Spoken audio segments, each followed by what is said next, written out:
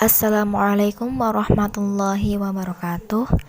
Saya Farah Mauida dari 4 PGSD A1 NIM akhir 447 akan mempresentasikan mengenai Project Based Learning.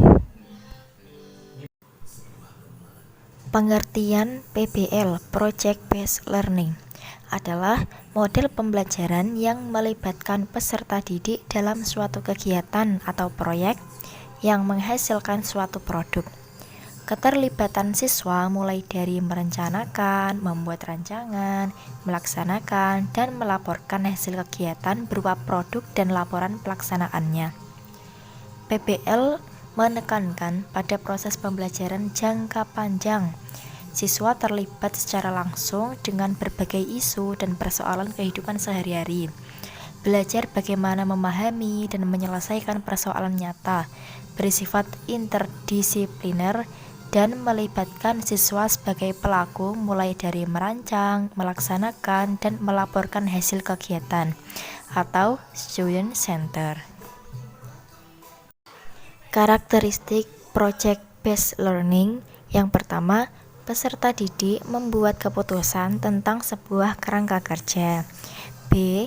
Adanya permasalahan atau tantangan yang diajukan kepada peserta didik. C.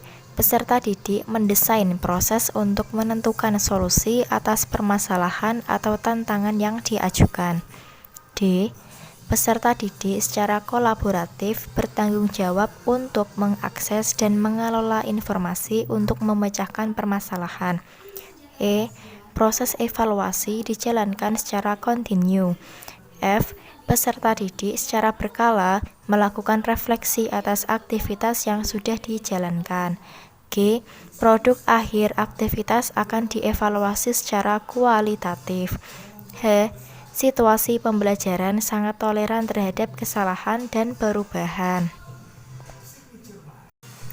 Langkah-langkah Project Based Learning yaitu penentuan pertanyaan mendasar, kemudian menyusun perencanaan proyek, kemudian menyusun jadwal, kemudian monitoring, kemudian menguji hasil, yang terakhir evaluasi pengamatan.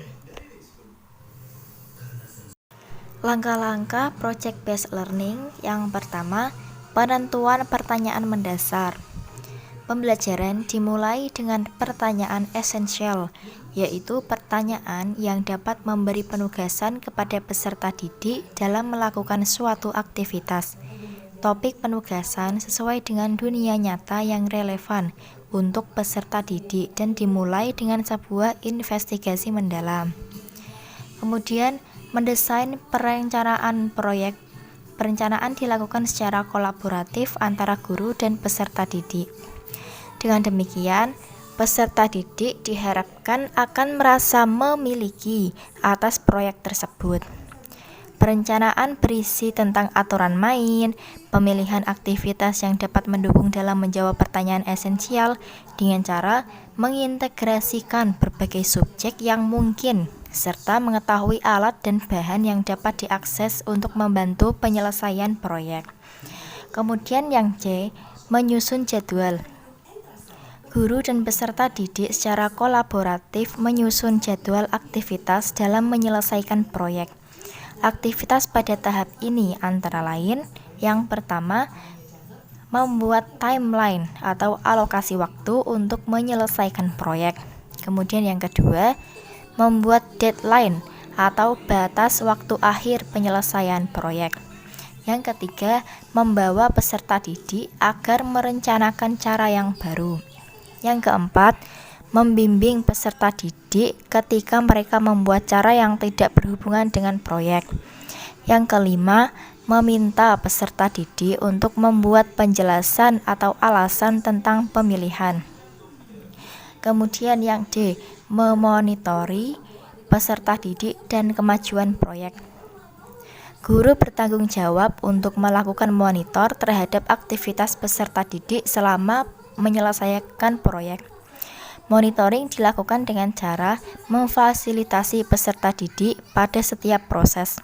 Dengan kata lain, guru berperan sebagai mentor bagian aktivitas peserta didik. Agar mempermudah proses monitoring, dibuat sebuah rubrik yang dapat merekam keseluruhan aktivitas yang penting.